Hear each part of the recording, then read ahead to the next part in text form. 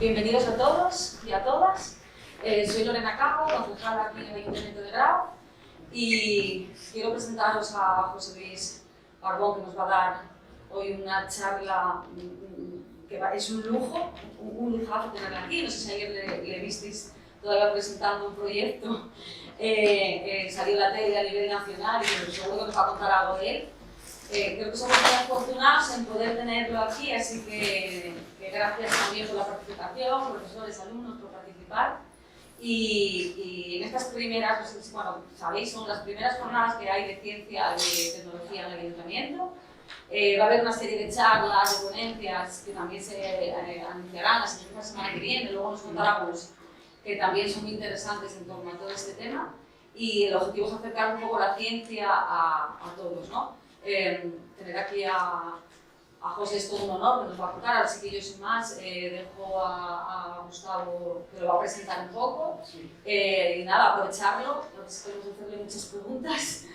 Y gracias a todos por estar aquí. Quiero excusar también al compañero, al Pablo de Educación, que organizó un poco las jornadas, que expuso así aquí su presente y probablemente estará en las siguientes. Así que esperamos que os guste y que lo disfrutéis. Muchas gracias. Yo del fondo os dejo, Bueno, gracias Lorena. Yo voy a ser muy rápido también, pero sí que quiero hacer una doble presentación de José Luis.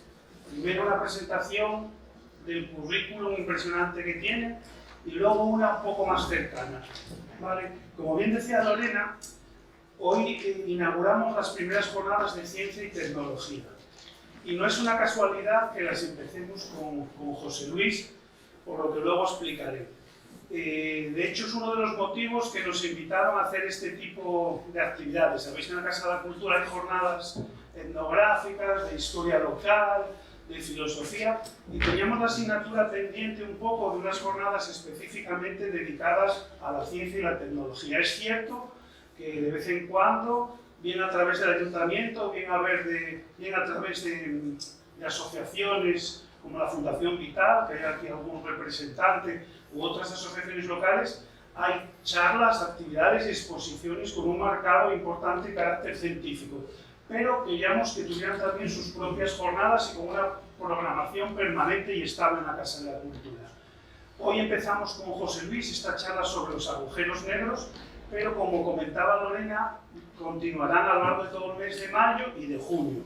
Os invito a los presentes a que estéis también presentes el próximo miércoles 18 a las 7:30, que tendremos una charla del doctor en Ciencia y Tecnología de Alimentos, Miguel Ángel Lurueña, y que se titula Que no te líen con la comida.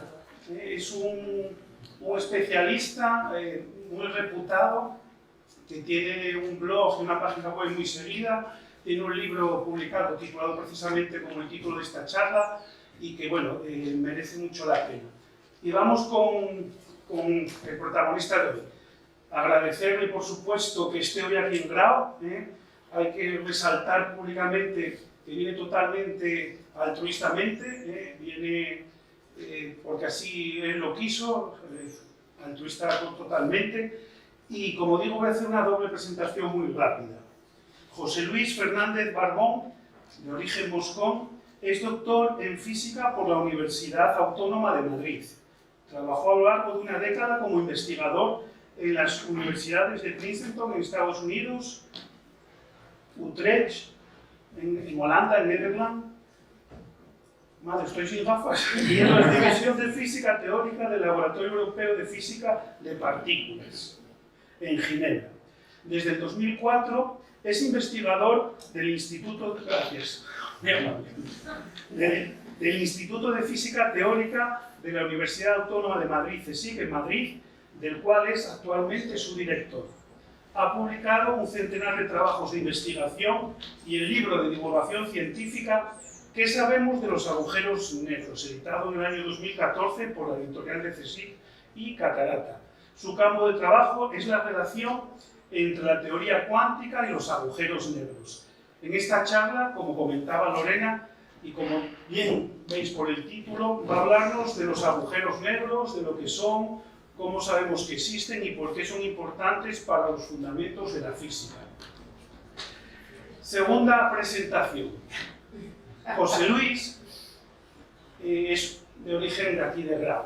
Entonces es un claro ejemplo para estos chavales que tenemos hoy aquí. Quiero agradecer a los dos institutos, a los departamentos que estén hoy aquí, los chavales de bachillerato científico disfrutando. Por eso también la charla es por la mañana, para que pudieran venir en horario escolar. Es importante que la charla, también por gentileza de José Luis, se está grabando en vídeo y se va a colgar en el canal de YouTube de la Casa de la Cultura, porque no os podéis imaginar la cantidad de gente que nos preguntó a través de redes sociales, a través de WhatsApp, llamándonos por teléfono, interesados en esta charla, y que al ser por la mañana, pues no podían venir.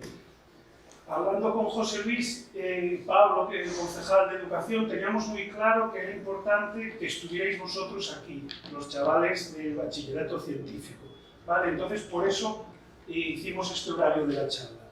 Como digo, José Luis es de origen moscón, los dos abuelos por parte materna son de Yaureo, su abuela Carmen, de Cal Chavo, va a cumplir 100 años, es una de las centenarias de aquí del concejo. José Luis va a ir a comer a Yaureo después de darnos la charla aquí. Y por parte paterna es de Las Murias, o sea, también de aquí del concejo, dos pueblos del concejo. Aunque José Luis estudió o vivió en Avilés porque su padre trabajaba en Sibesa, el origen es aquí de Grau. Y es un ejemplo muy claro, junto con otros muchos, de que desde un sitio muy pequeño, como es una aldea de Grau, Avilés, pues puedes llegar a la universidad, a ser un científico de prestigio, incluso al espacio, a los agujeros negros, y no me extiendo más. Gracias, José Luis, y te dejo con tu público. Muchas gracias.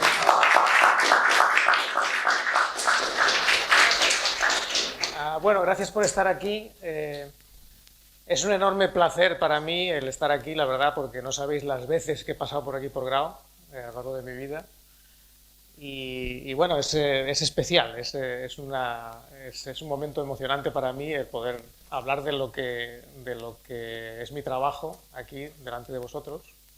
Y bueno, tengo que decir que no es del todo altruista, porque tengo a mi madre cocinando las berzas y merece la pena venir desde Madrid para comer las berzas, Bueno, entonces, en la charla de hoy lo que quiero es hablaros de los agujeros negros, que es una cosa un poco exótica y un poco extraña, un poco, digamos, fuera, digamos, de la vida cotidiana, ¿no?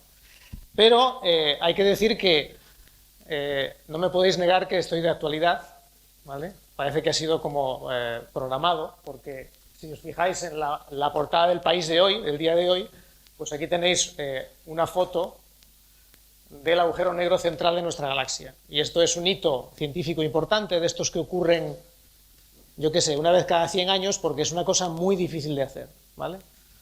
Entonces, bueno, creo que es muy oportuno, creo que es muy oportuno el que hablemos hoy de agujeros negros, porque, en cierto modo, en todo el mundo hoy se está hablando de agujeros negros, ¿de acuerdo? Aparte de otras cosas menos interesantes o menos edificantes, pero se está hablando de agujeros negros al menos hoy. Bien, los agujeros negros en realidad no son algo que sea ajeno a la cultura popular, ¿de acuerdo? Sobre todo entre los jóvenes, todo el mundo ha oído hablar de los agujeros negros porque forman parte integrante de la cultura popular, sobre todo a nivel de la ciencia ficción, es decir, de las historias de ciencia ficción, tanto novelas como películas, y eso ya desde hace mucho tiempo. Entonces todo el mundo ha visto películas en las que los agujeros negros son un papel normalmente peligroso, son objetos peligrosos que los esforzados viajeros espaciales tienen que evitar porque son problemáticos, catastróficos, ¿de acuerdo? Y en ese sentido, pues no son tan diferentes.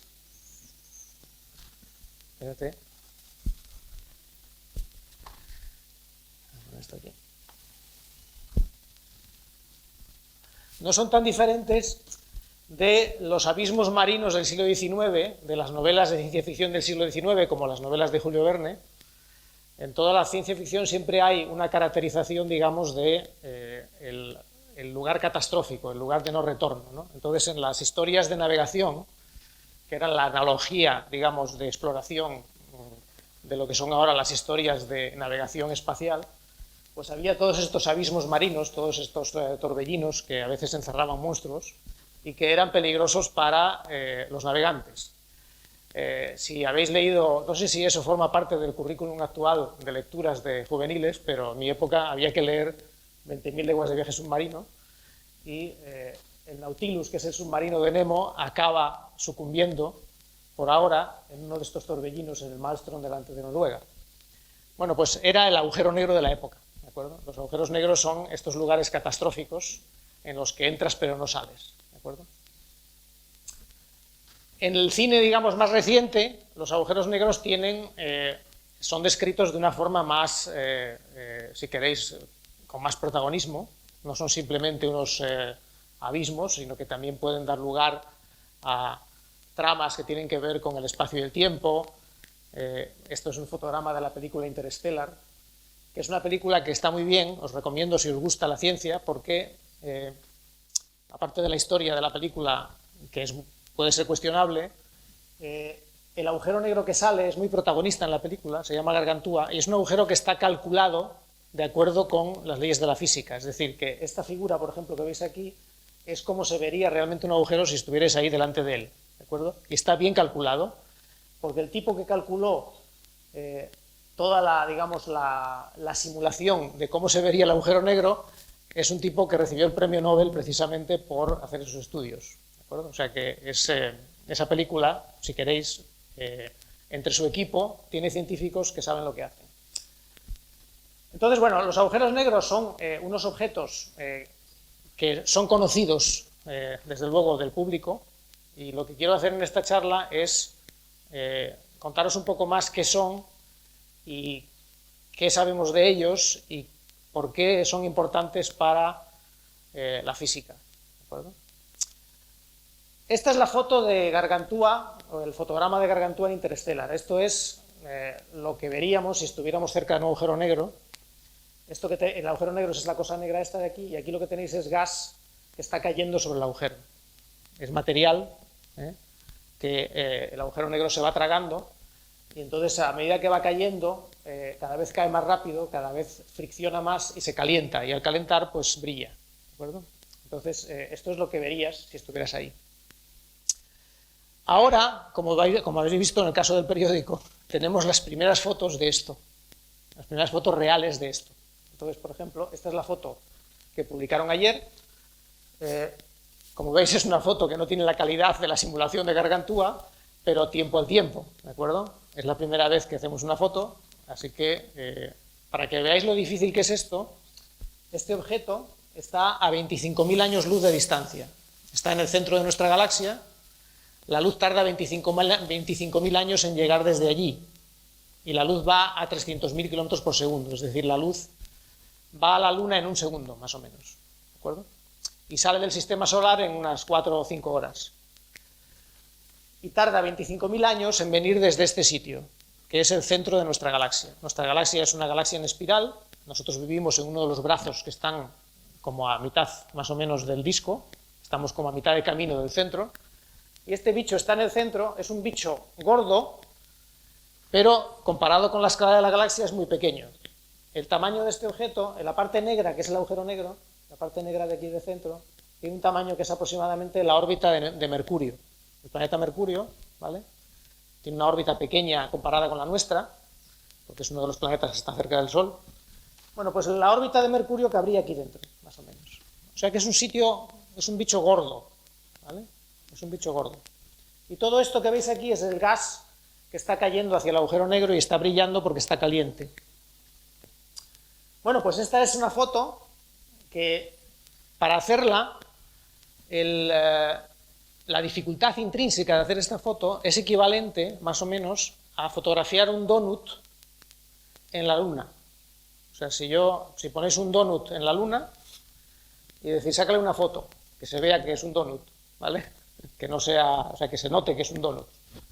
Pues la dificultad de hacer esa foto es equivalente a la dificultad de hacer esta foto, ¿de acuerdo? O sea que ya veis el esfuerzo, digamos, tecnológico que se supone. Por eso, a pesar de que los agujeros negros son algo que de lo que se lleva hablando 100 años, estamos ahora, entrado ya casi a un tercio del siglo XXI, estamos ahora empezando a poder manejar datos reales sobre ellos, porque la tecnología involucrada ha necesitado todo este tiempo para desarrollarse. Este otro de aquí es muy parecido. Este es un agujero negro que se fotografió hace 3 años. Esta fue realmente la primera foto que se hizo histórica, ¿de acuerdo? Es la que tiene más importancia porque fue la primera. ¿Veis que es parecida? Aquí el agujero negro se nota mejor, ¿de acuerdo? Este está a 50 millones de años luz, ¿vale? O sea, el otro estaba a 25.000, este está a 50 millones, o sea, está mucho más lejos y está fuera de la galaxia, está en una galaxia vecina, no tan vecina, ahí como en las afueras, ¿no? Que se llama M87. La galaxia grande que tenemos más cerca es Andrómeda, que es una que podéis ver incluso a simple vista si veis bien, y si no con unos prismáticos la podéis ver por la noche, y es el objeto más lejano que se puede ver a simple vista en el cielo. Está a 2 millones de años luz. Esta está a 50. Lo que pasa es que este bicho, en la zona negra esta de aquí, es tan grande como el sistema solar. O sea, la órbita del planeta Neptuno cabe aquí dentro, ¿vale? O sea, que es gigante. Esto sí que es un bicho absolutamente monstruoso, ¿vale? Imaginaos la escala de este objeto, ¿no? Entonces, esta es la foto histórica, la más importante, ¿de acuerdo? Porque es la primera que se hizo, y es el inicio de una nueva forma de estudiar la astronomía y de estudiar la astrofísica y en general estos objetos. Entonces, lo que os quiero contar hoy es mostraros cómo de singulares estos objetos, o sea, cómo de especiales son. No son estrellas, no son galaxias, no son objetos que estén hechos de material normal, son objetos que desafían nuestras concepciones fundamentales de la física. ¿De acuerdo? Son objetos en los que, básicamente, para ponerlo de forma muy clara, si tú te cayeras en uno de estos objetos, al cabo de unos minutos no hay ningún libro ni ninguna fórmula escrita en el planeta Tierra que te diga lo que te va a pasar. Es decir, nuestra ignorancia acerca de lo que pasa en el interior es muy radical. Y es algo que no tiene que ver con, por ejemplo, decimos, bueno, no sabemos lo que pasó antes del Big Bang. El Big Bang, la gran explosión que dio lugar al universo que conocemos y tal. Pero bueno, eso ocurrió hace 13.700 millones de años. Es una distancia temporal gigantesca, ¿vale? Y es muy difícil relacionarte en escala humana con ese hecho. Sin embargo, aquí, estos objetos que están ahí, los estamos fotografiando. De hecho, el anterior está relativamente cerca, 25.000 años luz, no es nada, ¿eh? Está en nuestra casa, en la galaxia. Si tú te caes ahí en un minuto o dos, no hay ninguna fórmula escrita en ningún libro en el planeta, en ninguna biblioteca, que te diga lo que pasa. Por tanto, un minuto es una escala de tiempo a escala humana. Y eso da una caracterización muy radical de nuestra ignorancia acerca de las leyes del universo. ¿De acuerdo? O sea que su importancia radica, sobre todo, lo quiero dejar aquí claro, aunque creo que os voy a convencer a lo largo de la charla, en que representan como los límites absolutos de nuestro conocimiento. Y están ahí, y los estamos viendo y nos están interpelando. Es decir, la curiosidad científica se mueve precisamente por eso, porque hay unas incógnitas muy claras que te están llamando y te están diciendo, explícame, ¿qué es hoy? ¿De acuerdo? Entonces, desde ese punto de vista, son los misterios más profundos que existen. Bien, aquí en esta peli veis un poco un zoom de cómo la instrumentación astronómica ha llegado a fotografiar este bicho. Esta es la galaxia en la que está, es la galaxia M87, no es la nuestra, es una que está por ahí. Es una galaxia muy grande, más grande que la nuestra. Y veis que, por ejemplo, con diferentes instrumentaciones astronómicas, los diferentes colores denotan diferentes longitudes de ondas, son telescopios de diferente tipo, ¿de acuerdo? Y vas viendo estructuras, ves, toda esta especie de nubecitas son estrellas y polvo. Y aquí veis una estructura en el centro, brillante, y tenéis esta especie de jet, este chorro, ¿de acuerdo? Este es un chorro de energía, un chorro de partículas elementales que está siendo eyectado desde el centro. Este chorro mide aproximadamente 100.000 años luz. Este chorro es tan largo como nuestra propia galaxia. Es decir, que la distancia que os estaba diciendo antes entre nosotros y el agujero negro nuestro, el central de la galaxia, que eran 25.000 años luz, este chorro es 4 veces más largo, ¿vale? Para que os hagáis una idea de la escala de estas cosas, ¿de acuerdo? Y esto hay algo que lo está... Hay un motor que está produciendo este bicho. Entonces tiene que ser un motor descomunal, tiene que ser algo muy difícil de explicar, ¿de acuerdo? Entonces, durante muchos años, los físicos, tratando de explicar estos fenómenos que se veían en los telescopios, llegaron a la conclusión, desde mediados del siglo pasado, del siglo XX, que el único objeto que había sido predicho o, digamos, formulado en las teorías físicas, que podía explicar, que podía actuar de motor, que tenía suficiente potencia o cilindrada para explicar este tipo de situaciones, eran los agujeros negros, ¿vale? Pero de ahí a corroborarlo o a obtener evidencia empírica, pues va un trecho, ¿de acuerdo? Entonces, para que veáis un poco el esfuerzo histórico de cómo la instrumentación ha ido mejorando a lo largo de los años, este chorro se conoce desde hace unos 40 años o 50, que está ahí el chorro, pero a medida que han ido pasando los años, han ido mejorando los telescopios, por ejemplo el telescopio Hubble, las redes de interferómetros, de antenas, estas antenas que están haciendo en el muelle de Avilés, en Astulfeito. Esas antenas son antenas para radiotelescopios para estudiar estas cosas, que luego las llevan a Chile y están ahí en el desierto de Atacama. Pues bueno, por ejemplo, muchas de esta instrumentación se hace aquí en Asturias, para que lo sepáis, a nivel industrial.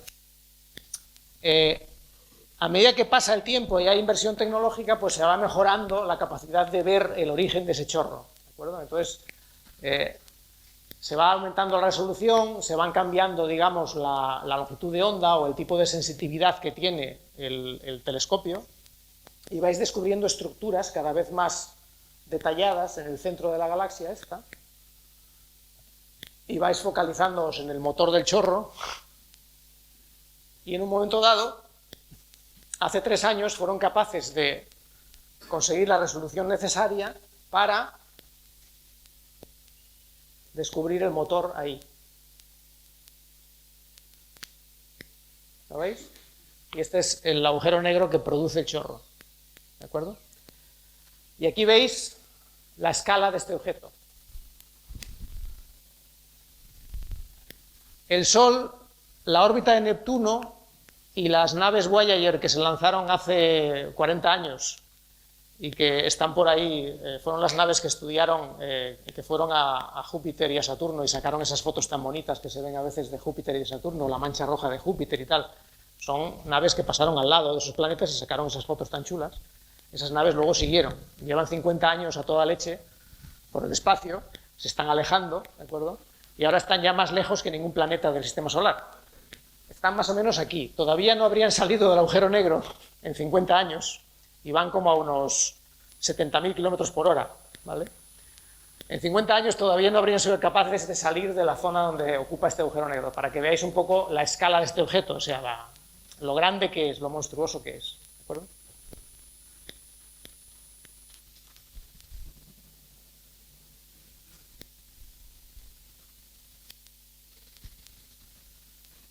Bien, ¿cómo hemos sido capaces de fotografiar este objeto? ¿Qué es lo que implica? Os había dicho que era como fotografiar un donut en la Luna. Para poder fotografiar una cosa muy pequeña hace falta un objetivo muy grande, para poder coger suficiente luz, ¿de acuerdo? Y poder tener resolución de objetos muy pequeños. Hay que aumentar el objetivo.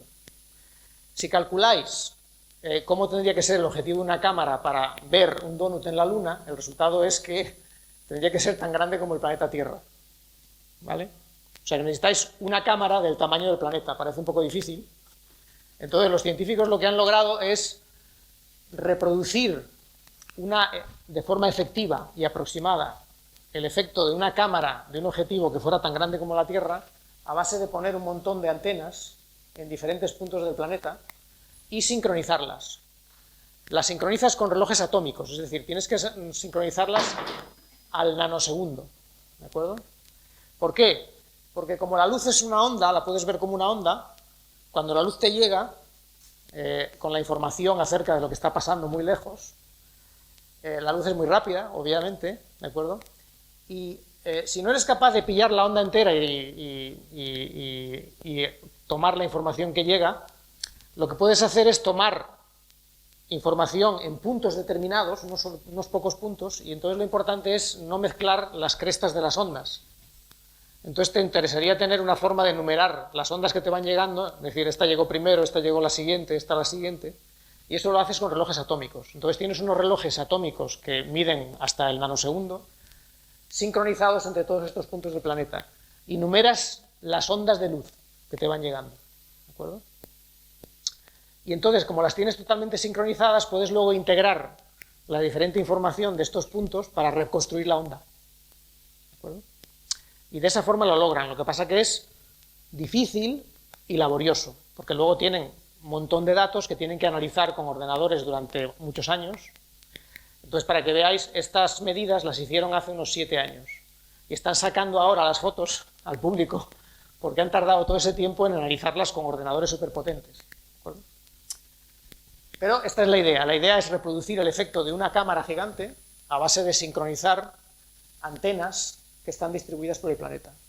Hay 8 antenas, este se llama el Event Horizon Telescope, el telescopio del horizonte de eventos.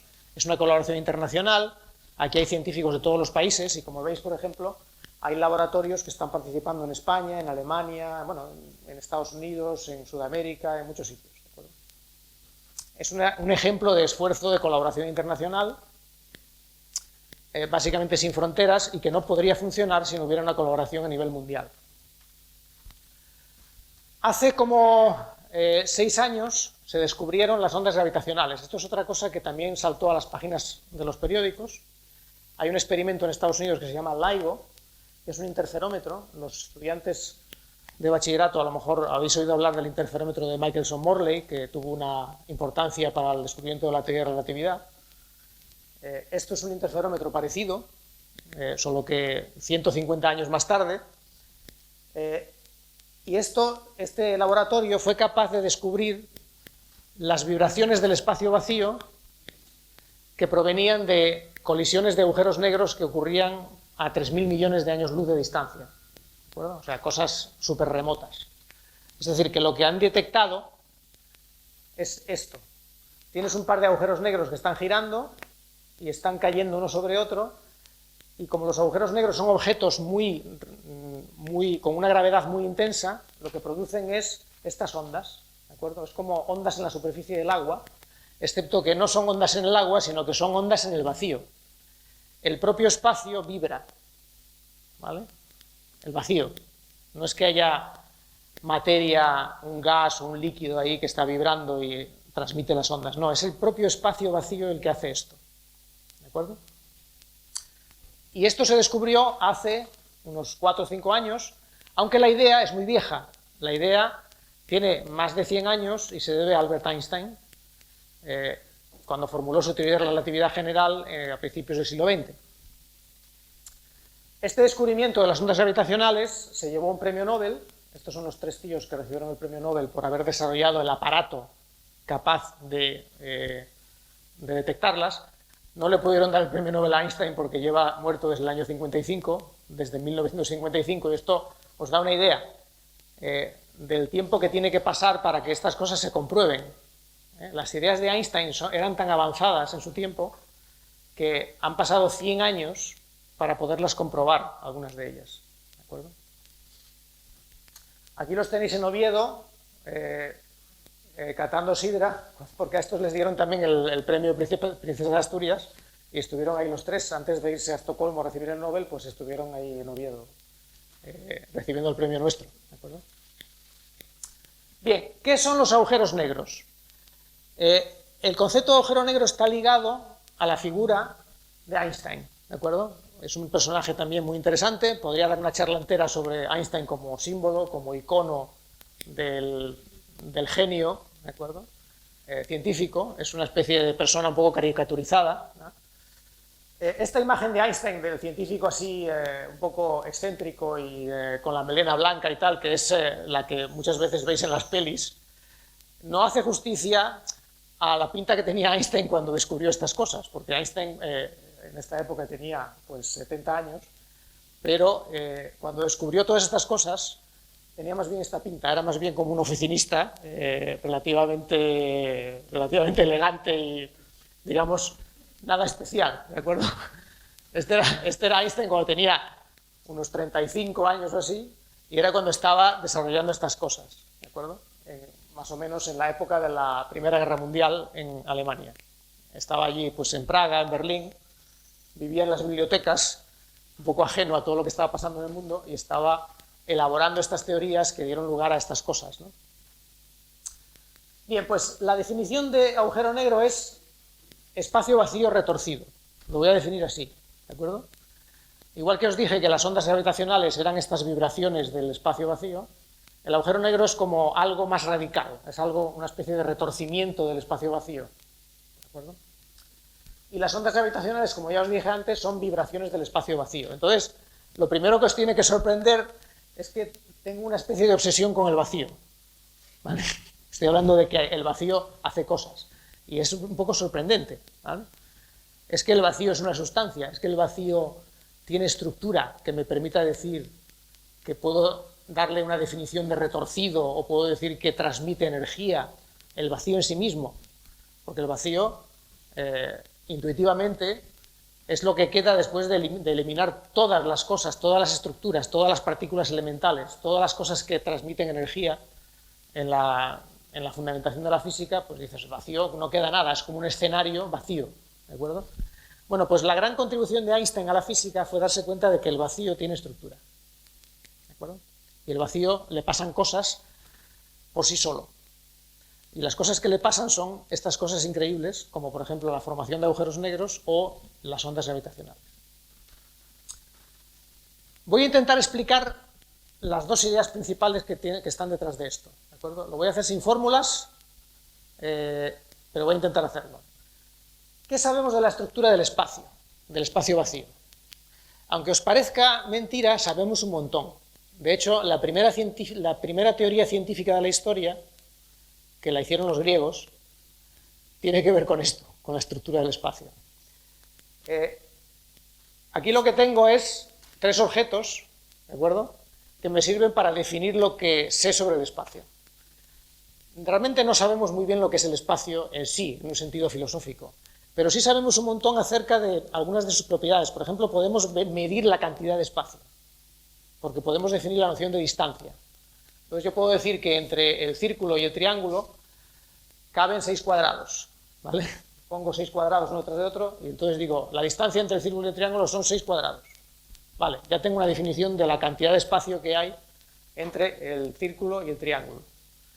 Luego puedo definir los ángulos, porque yo puedo darme un punto y poner todos los puntos que están a una distancia dada de ese. Eso le llamo circunferencia, ¿vale? Si tengo una definición de distancia, puedo formar una circunferencia. Y luego puedo tomar la mitad de la circunferencia, 1/3 de la circunferencia, la 15ª parte de una circunferencia. Eso se llama un ángulo, ¿vale? Entonces, si yo te doy 3 objetos, puedo definir las distancias y puedo definir los ángulos, y eso se llama triángulo. Y entonces la primera sorpresa que se encontraron los griegos, de hecho los babilonios, pero fueron los griegos los que lo entendieron, es que si sumas los 3 ángulos del triángulo te sale 180 grados, media circunferencia. Esto es algo que todos sabemos, que todos hemos estudiado en la escuela, ¿vale? Y es una ley fundamental de la geometría, y esto es cierto para todos los triángulos. Da igual que el triángulo sea más grande o más pequeño, que esté aplastado, que sea un triángulo más abierto, menos, equilátero, isósceles, lo que queráis. Cualquier triángulo satisface que la suma de ángulos interiores es media circunferencia, ¿vale? Bien, los griegos descubrieron que esta ley de los triángulos forma parte de una estructura, es decir, que hay una serie de cosas acerca de triángulos y círculos que si una es cierta, las otras también. Y esa estructura son los teoremas de la geometría, ¿de acuerdo? Entonces sabemos que la suma de los ángulos de un triángulo es 180, sabemos el teorema de Pitágoras, ¿vale? La suma del cuadrado de los catetos es igual a la hipotenusa. Sabemos que si tomas un círculo y calculas, divides la circunferencia por el perímetro, siempre sale lo mismo, sale el mismo número, es un número muy particular, pi, todos sabemos pi, 3,1415 tal. es una constante fundamental de las matemáticas, pero esto es cierto para cualquier círculo, en cualquier sitio, con cualquier tamaño. Lo que los griegos se dieron cuenta es que esto que llamamos la geometría en realidad son las leyes de la estructura del espacio. Tienen menos que ver con los objetos en sí, con los triángulos y los círculos, y tienen más que ver con el propio espacio. ¿Vale? Bien, los griegos se equivocaron, a pesar de que desarrollaron la geometría, se equivocaron en su interpretación. Pensaron que las leyes de la geometría estaban dadas de una vez por todas y que estaban como escritas en piedra, y que sería ilógico pensar que se podrían modificar. Pero los matemáticos en el siglo XIX descubrieron que eso no es verdad, y que las leyes de la geometría podrían haber sido diferentes, porque las propiedades del espacio podrían haber sido diferentes. Para verlo, digamos, con una analogía, imaginar que os doy una esfera, y fijaos solo en la superficie de la esfera, olvidaos de que existe el interior de la esfera. Y hay aquí una persona que vive en la esfera, pero es una persona en 2 dimensiones, o sea, esa persona solo vive plastificada en la esfera, ¿vale? Y no se puede imaginar que la esfera es una esfera que la vemos desde fuera. No se puede imaginar el interior de la esfera porque su mundo tiene solo 2 dimensiones. Igual que nosotros no nos podemos imaginar la 4ª dimensión, porque solo vemos 3, pues este señor solo se imagina 2 dimensiones y para él no tiene sentido ir, por ejemplo, por el interior de la esfera hasta las antípodas. Si quiere ir a las antípodas tiene que ir por la esfera y no tiene más remedio porque no se puede imaginar nada más. Ahora le vamos a pedir a este señor que dibuje un triángulo, ¿vale? Bueno, pues se pone aquí en el norte y dibuja un triángulo, una recta. Para él una recta es una línea de distancia mínima entre cualesquiera puntos, ¿vale? Entonces, cualquiera que haya jugado con dibujar sobre una esfera, sobre un balón, se da cuenta de que entre el polo norte y el ecuador, las líneas de distancia mínima son los paralelos, perdón, los meridianos, ¿vale? O sea que vas por un meridiano y tienes una recta, una línea de distancia mínima, que es lo que para este señor es una recta. Luego gira 90 grados y va por el ecuador y recorre otro cuadrante de la esfera a través del ecuador. También es una línea de distancia mínima. Cualquier otro camino que cojas es más largo. Y luego gira otra vez 90 grados y vuelve al norte a través de otro meridiano, ¿vale? Y entonces ahora, como lo único que habéis hecho es ir por cuadrantes, ¿vale? Si lo hacéis con un balón lo veis muy fácilmente, siempre son 90 grados en todos los giros. Cuando miráis el ángulo aquí arriba, hay 90 grados otra vez, ¿vale? He cogido un cuadrante de la esfera y lo he sacado. Y si sumáis los ángulos sale 270, que es mucho más que 180. Dices, joder, este triángulo es un poco raro, ¿vale? No satisface las leyes de los griegos. Esto es lo que los matemáticos del siglo XIX, como gente como Gauss y Riemann, llamaron curvatura.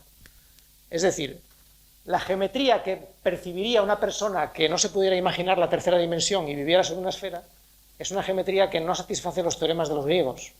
Es una geometría distinta. ¿Por qué? Porque es un espacio de naturaleza distinta, ¿vale? Esto lo que quiere decir es que la geometría del espacio, es decir, esos teoremas de los griegos, son parte en realidad de la física. Son algo experimental. Podría ser diferente. La suma de los 3 ángulos de un triángulo podría ser diferente y hay que medirlos. Entonces este señor Gauss se puede medir con un teodolito ahí por Hannover, que es donde vivía, triangulando los picos de la zona, mirando triángulos muy grandes a ver si sumaban 180 grados, y sí, le sumaban 180 grados, ¿vale? Lo que pasa es que si haces un triángulo que ocupe millones de años luz, entonces la pregunta es, ¿seguirán sumando 180 grados? ¿Sí o no? Entonces, la gran contribución a la física de Einstein, lo que hizo Einstein, digamos, especial y famoso, es dar una respuesta a esta pregunta. Einstein dio una respuesta en el sentido de que si tú trazas un triángulo en el universo, de cualquier tamaño, con cualquier apertura, miles, millones de años luz, ¿vale?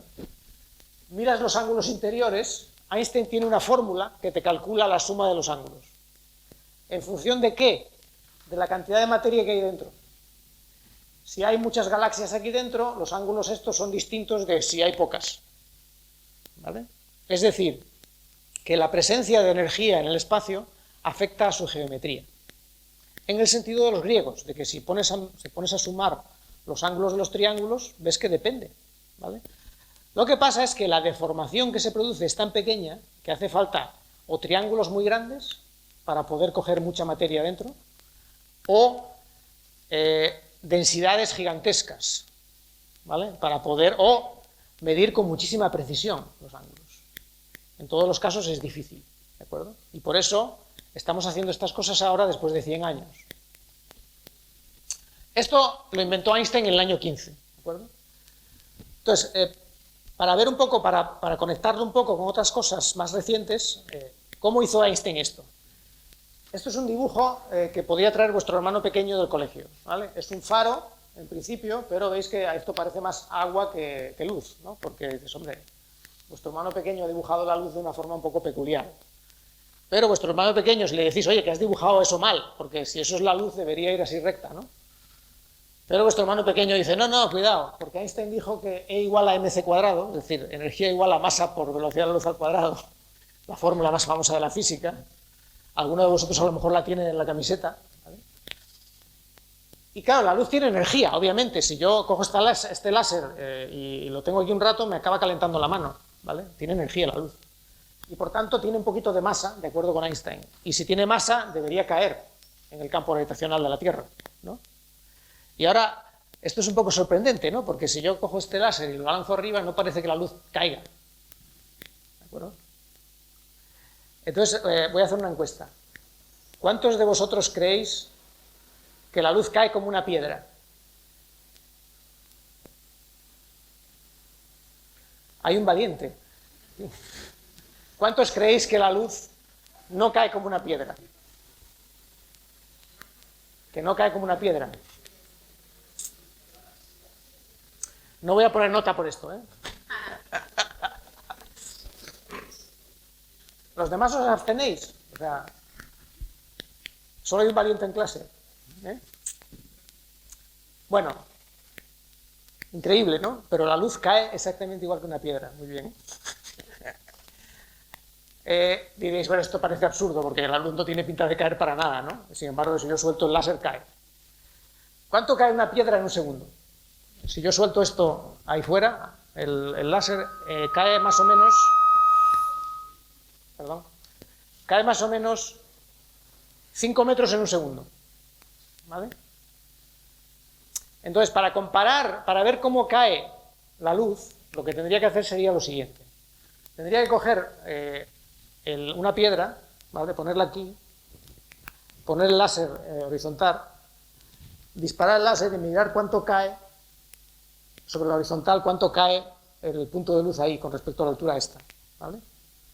Y soltar la piedra a la vez y ver, cuando la luz llega allí, ver cuánto tiempo, en ese pequeño tiempo, que es muy pequeño, es un nanosegundo, cuánto tiempo, cuánto ha recorrido la piedra. La piedra ha recorrido muy poco porque es muy poco tiempo. Entonces, no percibimos que la luz cae porque la luz es muy rápida. Es como si yo te digo, una bala cae exactamente igual que una piedra, pero como la disparo a toda velocidad, no lo notas. Tienes que ver, recorrer mucha distancia para percibir que la bala ha caído 5 metros, porque va muy rápido, ¿vale? Lo que pasa con la luz es que es tan rápida que en un segundo llega a la Luna. Y entonces cuando llega a la Luna ya está fuera de la Tierra y entonces ya no siente la fuerza de gravedad de la Tierra, ¿vale? O sea que para medir si la luz cae, hace falta hacer una medida muy precisa, como hacer esta comparación entre la piedra que cae un poquito, y la luz que cae allí en la pared. Cada vez que se ha hecho ese experimento, y se ha hecho muchas veces, el resultado es que la luz cae exactamente igual que una piedra. Y esa es la idea fundamental que llevó a Einstein a construir su teoría. ¿Por qué? Porque ahora imaginaos que queréis trazar un triángulo entre 3 satélites que están alrededor de la Tierra, como los satélites que se usan para el GPS de los móviles, ¿vale? Esos satélites usan unos láseres para triangular y ondas electromagnéticas para triangular su posición, y entonces, pues, básicamente es una caricatura de lo que hace el GPS, esto. Pero claro, como la luz cae un poquito, la luz que va de este satélite a este tiene que empezar un poco para arriba, tienes que subir un poco el tiro, porque si no, como va perdiendo altura, si la tiras a 90 grados, pues entonces cuando llegue aquí habrá caído un poquito, pierde el segundo satélite. Entonces lo tienes que corregir un poco, subiendo un poco el tiro, ¿vale? Igual que cuando disparas, tienes que subir un poco porque si no te viene bajo en la diana. Y lo mismo en el otro. Eso quiere decir que el triángulo de luz está un poquito abierto, porque la luz cae un poquito, ¿vale? Luego hay otra ley de la naturaleza que es fundamental también, que dice que la luz siempre escoge el camino más corto. Lo cual quiere decir que estos triángulos que están un poco abombados son de hecho triángulos, es decir, cualquier otro camino sería más largo, aunque no lo parezca en el dibujo, sería más largo porque la luz, hay una ley de la naturaleza que dice que siempre escoge el camino más corto. ¿Vale? Eso quiere decir que este espacio está curvado, igual que en el caso de la esfera, los triángulos están abiertos. Los ángulos suman un poco más de 180 grados. ¿Cuánto? En el caso de la Tierra es una parte en 10.000 millones. ¿Vale? Es muy poquito. Una parte en 1.000 millones. 10 a la 9. Es muy poquito. Pero eso hay que tenerlo en cuenta para que funcione el GPS del móvil. Si no tuvieras en cuenta este efecto, el GPS del móvil se descontrolaría en minutos. Y en vez de localizarte con metros, solo te podría localizar a lo mejor con kilómetros. No serviría para poder encontrar la confitería Teijeiro aquí en Grau, ¿vale? Porque no tendría suficiente resolución. Así que hay un elemento de la tecnología que usáis todos los días, que es el GPS para los navegadores, que utiliza la teoría de Einstein. Y si no la utilizara, no funcionaría, ¿de acuerdo? Eso quiere decir que esto es algo que entendemos muy bien y que funciona, para que lo tengáis muy claro, ¿vale? No son cosas esotéricas, es algo que es fundamental para el funcionamiento de un objeto que utiliza todo el mundo. O sea que la curvatura del espacio existe, aunque alrededor de la Tierra es pequeña, es solo una parte en 1.000 millones y por tanto ni Gauss ni los griegos lo hubieran descubierto, pero nosotros sabemos que existe. O sea que lo que dice Einstein es que los triángulos no son como los de los griegos, sino que si hay un objeto que tiene gravedad, como por ejemplo un planeta, pues se curvan un poquito, se abren, ¿de acuerdo? Y entonces la geometría se curva como la de una esfera, el propio espacio se deforma. Y eso quiere decir que el espacio es como un material elástico, el vacío es elástico, y la gravedad es esa deformación del vacío. Y si ahora tenéis un par de objetos muy masivos que están girando, ¿qué pasa cuando tenéis una cosa que gira o que oscila en un medio elástico? Pues que se forman ondas, ¿de acuerdo? Igual que si tenéis la superficie del agua, metéis el dedo y hacéis así. Se forman ondas. ¿Por qué? Porque el agua es elástica. Si el agua fuera como una mesa rígida, no se formarían ondas. Bueno, se forman, pero no las puedes percibir porque son demasiado pequeñas, ¿vale? Porque la mesa no es completamente rígida. Bueno, pues el espacio es muy rígido, pero no del todo, ¿vale? Se forman onditas pequeñísimas. Y si lo que estás perturbando tiene una energía enorme, entonces se pueden formar ondas gordas, ¿vale?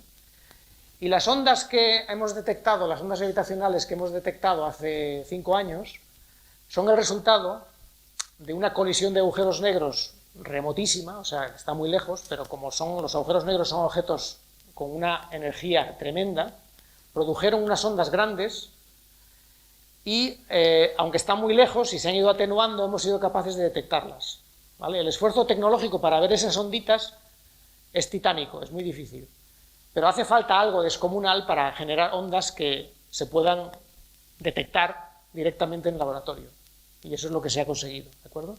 Por tanto, lo que se ha conseguido de alguna forma es oír a los agujeros negros en colisión, porque has podido medir estas onditas, que son minúsculas y que viajan a la velocidad de la luz, pero tienen muchísima información, porque si las mides con mucha precisión, puedes deducir, por ejemplo, las propiedades de los agujeros negros, si uno era grande, otro pequeño, si estaban girando así o asá, si giraban sobre sí mismos o no, en qué dirección, ¿de acuerdo? Es decir, hay muchas propiedades de estos objetos que puedes deducir del estudio de estas ondas. Entonces la pregunta es, si el espacio es elástico, la siguiente pregunta es, ¿se puede romper? La mesa es elástica y es rígida, ¿vale? Pero si presiono con suficiente fuerza, la rompo. Hay un límite estructural. Pregunta, ¿hay un límite estructural para el propio espacio? ¿Se puede rasgar el espacio vacío? ¿Vale? Bueno, tenemos aquí un objeto y os dije que eso provocaba curvaturas alrededor, ¿no? Entonces los rayos de luz se curvan un poquito y los triángulos se abren un poquito. Si metéis más materia, se abren más. Obviamente, si seguís metiendo materia, algo tiene que pasar porque la apertura de los ángulos de un triángulo no se puede hacer indefinidamente, hay un límite. Porque llega un momento en que este ángulo se vuelve media circunferencia. Se abre tanto que desaparece el triángulo, ¿vale? Tienes un círculo.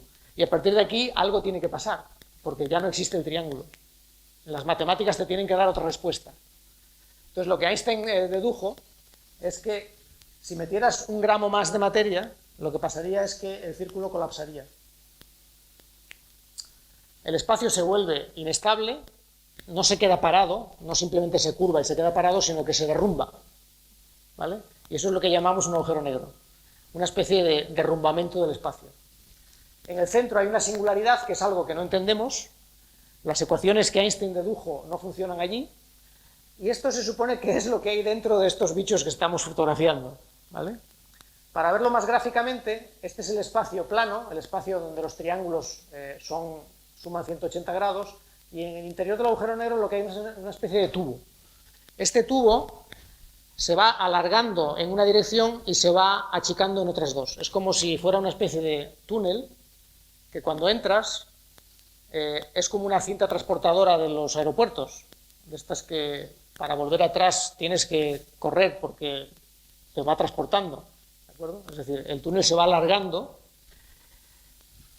y además se está cayendo sobre ti, es decir, es como si fuera un túnel que se derrumba sobre ti porque se hace cada vez más pequeño. Con lo cual tienes dos fuerzas, una fuerza que te estira en una dirección y otra que te achica en las direcciones laterales, ¿vale? Es bastante desagradable si entras en un agujero negro. Entonces, la velocidad a la que va la cinta transportadora, es decir, la velocidad a la que se alarga el túnel, es superior a la velocidad de la luz, con lo cual, si intentas salir, no puedes salir porque el túnel se alarga demasiado rápido y aunque corras, no llegas a poder salir, porque es como si la cinta transportadora del aeropuerto fuera más rápida que tú. Entonces, no puedes volver atrás, ¿de acuerdo? Bueno, lo intentas, pero te arrastra. Y esa es la razón por la cual no se puede salir de un agujero negro. Porque nadie puede superar la velocidad de la luz, de acuerdo con otra ley fundamental de la física de Einstein. Ni siquiera la luz puede salir. Entonces cualquier partícula de luz que entre aquí se queda atrapada, porque está en este túnel que está siendo estirado a toda leche y que no puede salir, ¿vale? En el momento en que las paredes del túnel se hacen de tamaño cero, las ecuaciones de Einstein cascan. Es como si multiplicas cero por infinito, no sabes lo que da. Y por tanto, ese es nuestro límite de conocimiento acerca de la estructura del espacio. Las ecuaciones que tenemos matemáticas para describirlo son las de Einstein, cada vez que las hemos comprobado funcionan, pero hay un punto donde dejan de funcionar ellas mismas cascan, que es en el interior de un agujero negro en la singularidad. La singularidad es el derrumbamiento del túnel, ¿de acuerdo? Es una cosa muy parecida a esto, a la cascada, ¿de acuerdo? Esto se parece a un agujero negro en el sentido de que si tenéis una barca, por ejemplo, que tiene una velocidad máxima en el motor y estáis, por ejemplo, aquí, podéis vencer al arrastre del agua y podéis salir. Pero si os desplazáis un poquito más cerca del sumidero, de tal forma que la velocidad del agua sea superior a la velocidad que desarrolla vuestro motor, entonces no podréis salir, ¿de acuerdo? Esta línea imaginaria que marca la zona de no retorno, en la que por más que tu motor vaya a toda leche, no es capaz de contrarrestar el arrastre del agua, se llama horizonte de sucesos. Y si las barcas fueran como la luz, nada que está dentro puede salir, por tanto lo ves negro, ¿vale? Y por esa razón los agujeros negros son negros, ¿vale? Es una caricatura de las ecuaciones. Bueno, esto para los estudiantes de bachillerato, que saben lo que es la velocidad de escape, lo que os he narrado es un poco una imagen intuitiva de la velocidad de escape en el caso de un agujero negro. La fórmula para la velocidad de escape que te dice qué velocidad tienes que tener para escapar de un campo gravitacional es esta de aquí, que vosotros ya la habréis visto, y si no, pues empollarla porque puede caeros en selectividad. Es una fórmula que depende de la constante de Newton, de la masa del objeto, de la distancia a la que estás, ¿de acuerdo? Y si calculas esto para la Tierra, te sale 11 kilómetros por segundo, que es la velocidad que tienes que imprimir a una nave que vaya a la Luna, por ejemplo, ¿vale? la idea de la velocidad de escape en un agujero negro es que es la velocidad de la luz, ¿vale? Y es la velocidad máxima posible. Entonces, un agujero negro es aquella zona en la que la luz no puede escapar porque la velocidad de escape es superior a la velocidad de la luz. Ya está, ¿vale? Y esa distancia es el tamaño del agujero negro, que es simplemente invertir la fórmula anterior. Si ahora calculáis esto, os sale que si la Tierra la comprimierais hasta un terrón de azúcar, sería un agujero negro. Y si el Sol lo comprimís hasta que mida más o menos como la ciudad de Grau, unos 6 kilómetros de diámetro, es un agujero negro, el Sol, ¿vale?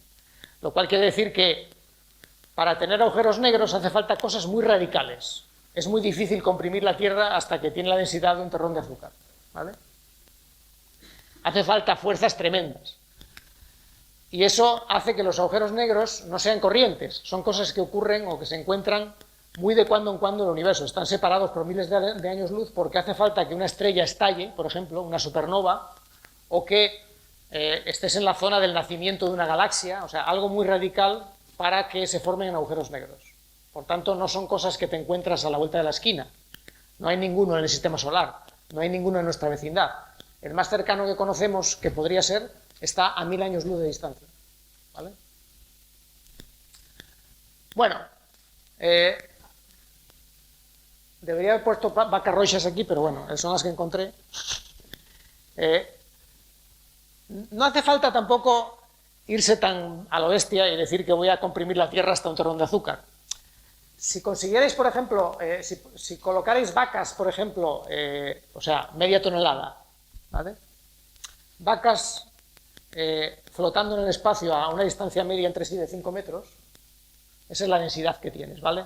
Si lo diluyeras en líquido, te saldría una densidad como la del agua, más o menos, ¿vale? O sea que no es una densidad muy bestia. Pero si hicierais una nube de vacas que fuera tan grande como la órbita de Urano, del planeta Urano, la cantidad de energía que hay ahí sería tal que, cuando la miráis desde fuera, sería un agujero negro. O sea que aunque no tengas una alta densidad, si eres capaz de conseguir colocar mucha materia, puedes formar un agujero negro. De hecho, sería un agujero negro con la misma masa que el de M87, el de la foto que os enseñé antes, el gigante este tremendo, ¿vale? O sea que no solo necesitas densidad, sino también puedes conseguir un agujero negro muy grande si eres capaz de apilar suficiente materia. Claro, apilar una nube de vacas que vaya de aquí al borde del sistema solar es un poco complicado, ¿vale? No son cosas que se dan en la naturaleza con facilidad, pero es para que veáis un poco las diferentes maneras en las que se podrían formar estos bichos. Bien, entonces, ¿cómo los vemos? Ya para terminar, os voy a indicar un poco cómo hemos sabido que existen, ¿vale? Porque si son negros, ¿cómo los ves con un telescopio? No se ven, las cosas negras no se ven, ¿vale? Un agujero negro que estuviera ahí en el espacio, pues, si hay una cosa negra contra fondo negro, pues es un poco complicado, a menos que fuera gigantesco, pero bueno, como las cosas están tan lejos, pues se ve pequeño. ¿Cómo se ven? La razón por la que se puede ver es porque los agujeros negros se comportan como este personaje. La mayor parte de vosotros sois muy jóvenes y no sabéis probablemente quién es este. Este es un personaje de Barrio Sésamo. Vuestros profesores seguro saben que es Tricky, el monstruo de las galletas, ¿vale? Los personajes de Barrio Sésamo estaban definidos por diferentes personalidades muy definidas, muy características. Y este era el adicto, pues estaba obsesionado con las galletas, era adicto a las galletas. Entonces, cuando este comía galletas, lo hacía con tanta fruición que casi todas las galletas se le escapaban, se le caían, y a lo mejor solo se comía media galleta y salían los cachos desperdidos de otras 4 galletas, ¿vale? Pues exactamente eso es lo que pasa con los agujeros negros. Los agujeros negros, cuando están tragando material, son pequeñitos comparados típicamente con la zona en la que están recogiendo material. Entonces hay un efecto de cuello de botella. Es decir, hay un montón de material que está intentando entrar en una zona muy pequeña y entonces se produce un atasco. Y como el campo gravitacional del agujero negro es tan intenso, cuando las cosas caen sobre el agujero negro, alcanzan velocidades cercanas a la velocidad de la luz. Y por tanto la energía de las partículas que están cayendo es gigante. Y cuando colisionan, producen luz. Brillan, se calientan. ¿vale? Entonces, la situación es esta. Aquí tienes un agujero negro, esto es una peli, no es de verdad, es una película, una simulación. Tienes un agujero negro que está comiendo material de una estrella, ¿vale? Entonces el material cae, se acelera y esto brilla porque se produce alta temperatura debido a las colisiones entre las partículas. Y se forman estos chorros, que es como si coges un bote de ketchup, lo aprietas así y sale disparado para arriba, ¿de acuerdo? Es un efecto, digamos, de la tensión del plasma. Entonces, esto es, si queréis, una caricatura de cómo funciona un agujero negro que está comiendo material. Y esto es lo que nosotros vemos. Vemos este brillo, ¿vale? El brillo de la materia caliente que está intentando entrar. No vemos nada del interior. Cuando esta materia entra en el agujero negro ya no la podemos ver más, porque nada puede salir del agujero negro. Lo que vemos es la atmósfera caliente de las cosas que están a punto de entrar, ¿vale?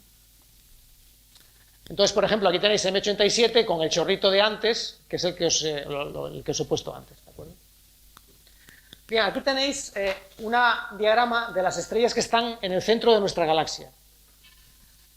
Esto sería el centro de la galaxia y estos son estrellas y estos son los años. Entonces hay unos tipos que han estado mirando esto durante 20 años, han estado trazando las órbitas de estas estrellas justo en el centro de la galaxia, ¿vale? 20 años mirando. Entonces las estrellas se van moviendo y van trazando una órbita, ¿vale? Entonces, ¿qué pasa cuando tenéis un objeto en órbita y podéis medir el tamaño de la órbita y el tiempo que tardó en recorrerla? Pues que podéis calcular la masa, porque conocéis la velocidad, utilizando la fórmula de Newton. Podéis calcular la masa del objeto que está aguantando a la estrella en órbita. Estos tíos lo calcularon y les dio 4 millones de masas solares. Es decir, que en el centro de nuestra galaxia hay un objeto pequeño que tiene 4 millones de masas solares. 4 millones de veces la masa del Sol. Y lo han detectado gracias a mirar las estrellas que están ahí. Esa fue la primera evidencia directa de que había un agujero negro en nuestra galaxia, porque no hay ninguna cosa tan pesada que sea tan pequeña. Y ese es una especie de monstruo dormido que hay ahí en el centro de nuestra galaxia y que es el que acabamos de ver la foto ayer. El agujero negro de la foto de ayer es este. Sabíamos que estaba ahí porque estos tipos lo habían medido durante 20 años, las órbitas de las estrellas que estaban a su alrededor. Y les valió el año pasado el premio Nobel. El premio Nobel que dieron el año pasado fue precisamente por hacer estas medidas durante 20 años. ¿De acuerdo? Bien, termino ya. Espero haber transmitido un poco la idea de por qué estos objetos son fascinantes, por qué son objetos realmente increíbles, ¿vale? Por qué están más allá un poco de los límites de nuestro conocimiento. Vuelvo a poner aquí Gargantúa, el de Interstellar, y es cierto que sería interesante que en el futuro pudiéramos acercarnos a uno y estudiarlo, como hacen los de la peli, ¿de acuerdo? Sería algo realmente espectacular poder estudiar estos objetos de cerca, igual que hemos estudiado los planetas del Sistema Solar, pero para eso tendremos que esperar, pero ya veis la capacidad de la raza humana para sobreponerse a cualquier dificultad. Es increíble que seamos capaces de saber estas cosas de objetos que están tan lejos y que son tan remotos, ¿de acuerdo? Si queréis saber más sobre estas cuestiones y sobre otras, en el Instituto de Física Teórica en Madrid tenemos un canal de YouTube con un montón de vídeos de divulgación sobre temas de física. Si estáis interesados en la física, os recomiendo que lo visitéis. No seréis los únicos porque es un canal que tiene más de 500.000 de suscriptores, es decir, es un canal pionero en el mundo, en el sentido de que para encontrar un canal de YouTube que tenga más suscriptores que nosotros tenéis que iros al de la NASA o en divulgación científica, ¿eh? Tenemos más suscriptores que la Universidad de Harvard, por ejemplo, es increíble. Y eso, la razón de eso es porque somos el principal canal del mundo en castellano, en divulgación científica. Entonces, toda Sudamérica, por ejemplo, se conecta mucho a nuestro canal. Y bueno, es un canal interesante por eso, porque es un canal de YouTube muy exitoso a nivel mundial. También tenemos una cuenta de Twitter donde narramos un poco todas las cosas que van pasando. O sea que si estáis interesados en la ciencia y en particular en la física, dejaos caer por este canal porque encontraréis mucho material y también para vuestros profesores puede haber material interesante para hacer taller. Bien, bueno, muchas gracias por vuestra atención y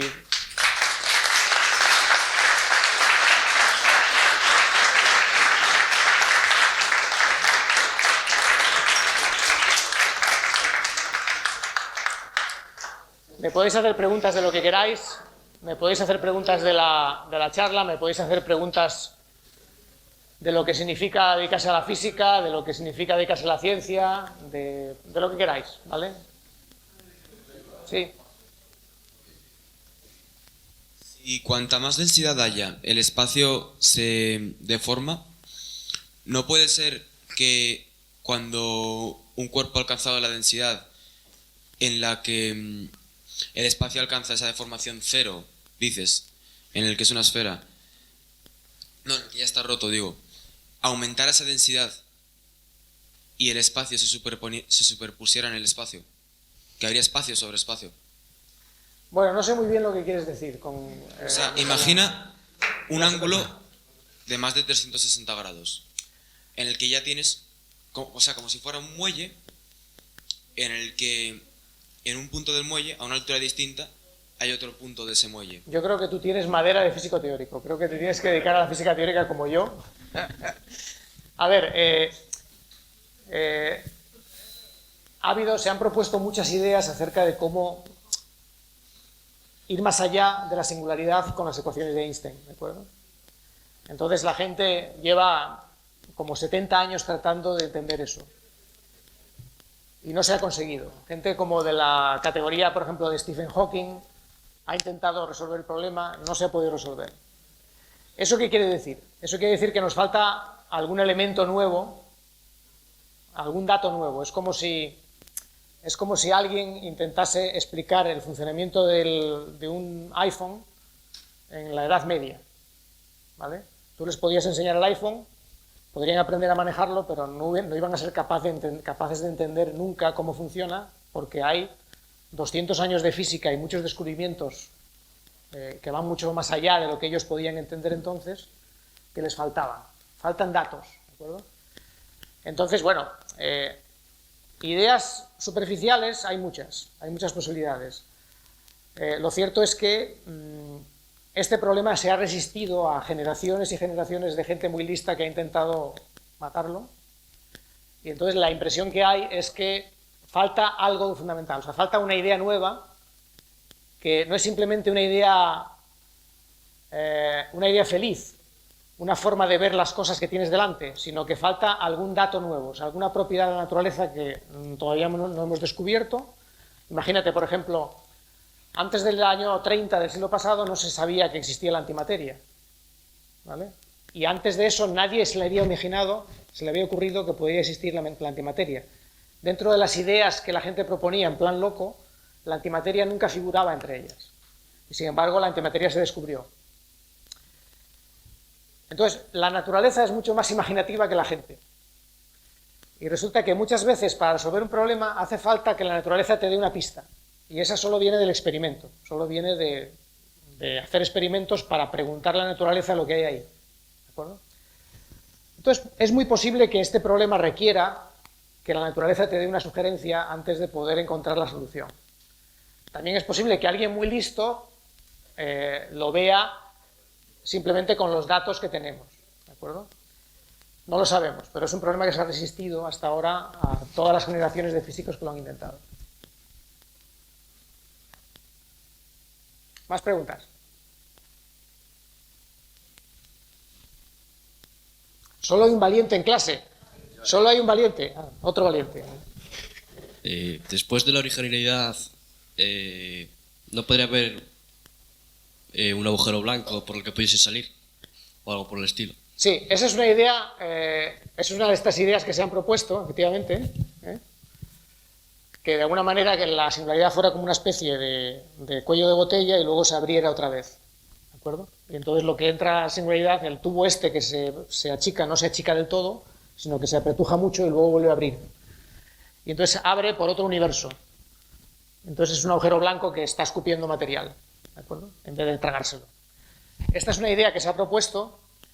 Y bien, el problema es que nadie ha sido capaz de describir una forma de realmente apuntalar el túnel para que la materia pueda realmente pasar. ¿De acuerdo?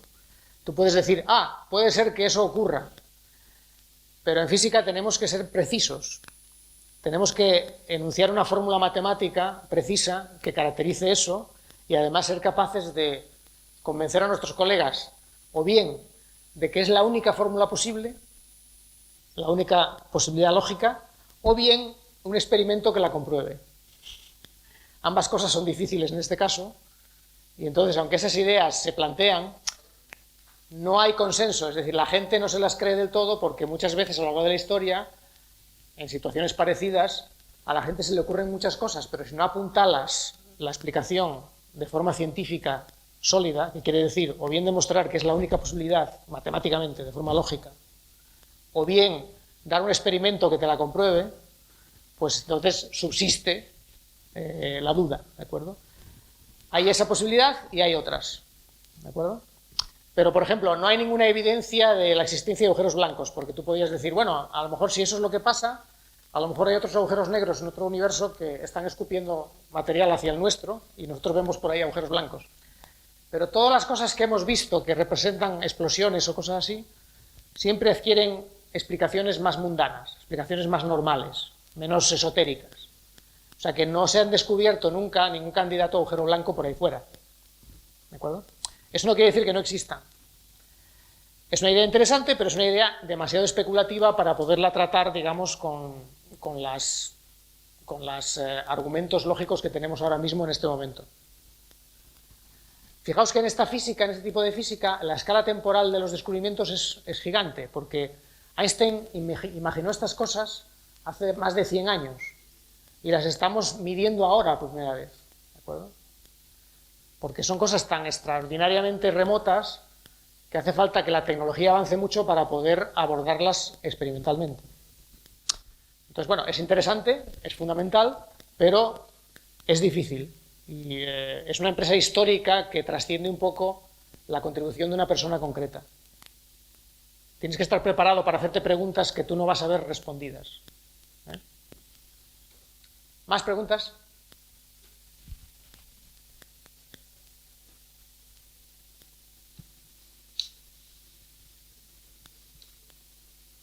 ¿Qué? ¿Hay mucha gente que le gusta la física aquí o no?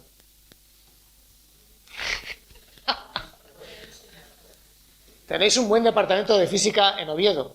Hay gente muy buena ahí. O sea que os recomiendo que si os interesa la física, es un buen sitio para estudiar.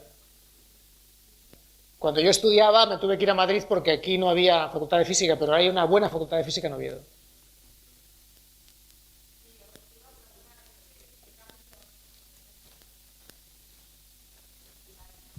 Que si alguno de ellos quisiera seguir unos pasos hacia la investigación física, ¿qué caminos recomiendas?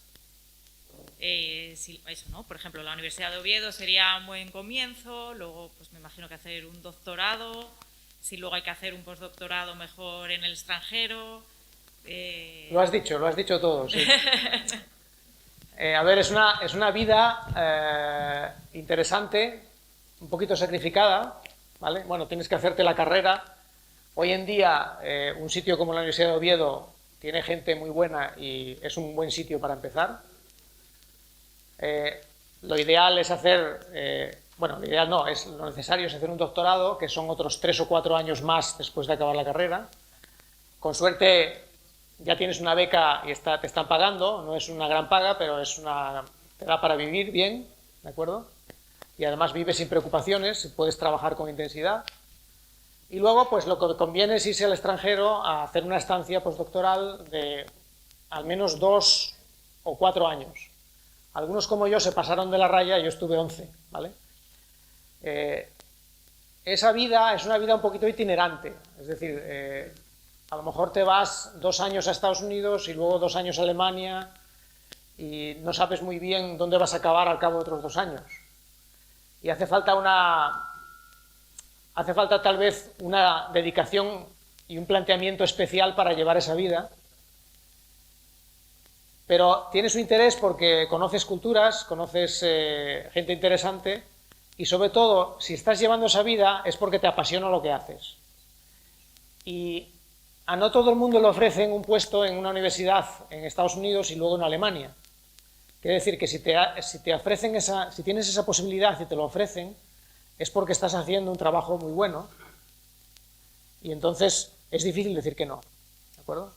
Entonces, si yo os digo, por ejemplo, que yo me he estado circulando por todos esos países durante 11 años, podéis pensar que vaya sufrimiento antes de poder tranquilamente quedarte en un sitio, pagar una hipoteca y tal y cual, ¿vale? Pero por otra parte yo lo disfruté muchísimo.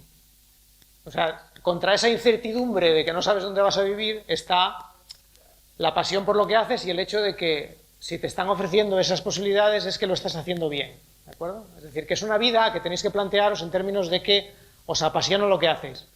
Si os apasiona lo que hacéis, ese tipo de vida es incluso interesante, ¿de acuerdo? Pero tiene sus problemas, ¿de acuerdo? O sea que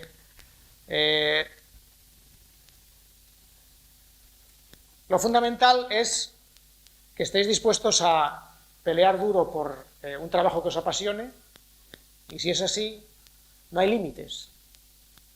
Podéis hacer lo que queráis y además podéis estudiar estas cosas tan increíbles como pueden ser pues, los agujeros negros o cosas parecidas. Y ahora mismo en España pues podemos hacerlo bien, porque tenemos el sistema científico español, que no existía en los años 70 prácticamente, pues se ha construido con la evolución del país en los últimos 30 o 40 años. Se ha construido un sistema científico, nuestras universidades están bien conectadas y nuestros profesores están en colaboración con gente de todo el mundo, y entonces tú puedes entrar al sistema científico y acabar estudiando en Harvard o en los mejores sitios del mundo empezando en Oviedo, no hay ningún problema. Lo único que hay que hacer es trabajar duro y tener pasión, ¿de acuerdo? O sea que si os gusta la investigación, no hay límites y estáis en un sitio donde, aunque parezca remoto, estáis a tiro de piedra de Harvard, ¿de acuerdo? Si al final no os gusta la investigación, la física es una carrera que no tiene paro. Es decir, hoy en día, si hacéis física, estáis bien preparados para trabajar en multitud de cosas y es una garantía. Es decir, prácticamente os podéis colocar, sobre todo en el mundo el mundo de la ciencia de datos, por ejemplo, de la inteligencia artificial, de cosas de esas. Es algo que, para lo que va a hacer falta mucha mano de obra en las próximas décadas, digamos, mano de obra intelectual, y por tanto hacer física o hacer matemáticas es una apuesta segura, ¿vale? O sea que si os gustan las mates, que es necesario para poder sacar la carrera de física, que os gusten las mates, ¿vale? Y vais por física, estáis haciendo una apuesta segura, y si además tenéis pasión, os podéis dedicar a la investigación. No hace falta ser muy talentoso, basta simplemente tener pasión. Eso es muy importante. La gente esta que recibe los premios Nobel muchas veces son gente súper lista, y se ve que lo son, pero otras veces son gente normal. Os lo digo porque es lo que aprendes cuando te metes en este asunto. Mucha de la gente que tiene mucho éxito no es gente que sea 3 veces más lista que tú.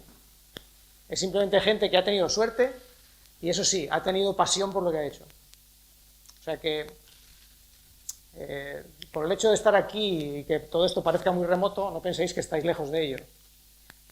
Si trabajáis bien y con pasión, en 10 años podéis estar estudiando esto. La intuición influye mucho en todo esto también, porque cuentan que se sentaba en una tumbona horas y horas en silencio, sin lápiz, ni papel, sin nada, y le venían las mejores ideas en ese silencio, en esa intuición. No sé, esto es muy personal, o sea, cada uno lo hace como puede o como le mola, ¿no? La intuición es fundamental, absolutamente fundamental. Luego, el hecho de que tengas un estilo en el que te quedas mirando a las musarañas y te vienen las ideas, o que tengas que estar ahí calculando de forma nerviosa, eso ya cada uno es como es, ¿de acuerdo? Pero todas estas ideas están basadas en intuiciones muy elementales, que muchas veces tienen que ver con estas especie de metáforas que yo trato de transmitir. Lo que pasa es que en la física fundamental, si no profundizas en las matemáticas, no tienes armas para poder afilar tus conceptos. Es decir, solo con la intuición es la guía. Pero luego hay un camino muy largo que requiere utilizar las matemáticas para precisar tus ideas. ¿Por qué? Pues porque estas cosas la física ha avanzado hasta un punto en el siglo XX en el que ya no es tan intuitiva en sí misma. La mecánica cuántica es una teoría, por ejemplo, muy sutilmente no intuitiva. El comportamiento de las partículas elementales no es como unas bolitas duras que van de un lado para otro sin más. Tiene un comportamiento peculiar que no es del todo intuitivo. Y al final, para poder describirlo, necesitas matemáticas, porque es el único sitio donde te puedes agarrar, ¿vale? Lo que os acabo de decir de la estructura del espacio es muy difícil de entender. Tú puedes hacer metáforas, pero con las metáforas no sabes realmente si estás siendo suficientemente fiel o preciso. Al final, la razón por la que Einstein tuvo éxito es porque pudo colocar estas intuiciones, plasmarlas en unas fórmulas matemáticas precisas. Una vez que tienes matemáticas, tú puedes hacer un cálculo y puedes decir, oiga, cuando usted conecte el detector de esta manera y de aquella, va a ver que le va a entrar una onda de tal amplitud, con tal periodo, cuando usted la dibuja va a tener exactamente esta forma. Entonces llegan los tíos, lo miden, y si cuadra perfectamente, y es una cosa intrincada y difícil de reproducir a huevo, ¿vale? No va a ser una coincidencia. Eso es una comprobación de tu teoría. Pero para eso hace falta no solo el experimento, sino que el que tiene la idea la pueda plasmar en una fórmula matemática que le permite hacer una predicción precisa. Primero siempre va la idea, pero solo con las ideas vagas no puedes completar el trabajo. Sin la intuición no hay nada. Sin la intuición es la base, ¿de acuerdo? Pero lo que quiero decir es que si tú solo tienes la intuición, llegará otro o otra que afile esa intuición en una fórmula. Y quien se lleva, digamos, el crédito es el que da la fórmula, ¿vale? La intuición es la base, eso es desde luego. Pero en la ciencia moderna es necesario potenciarla con las matemáticas, por la naturaleza del problema.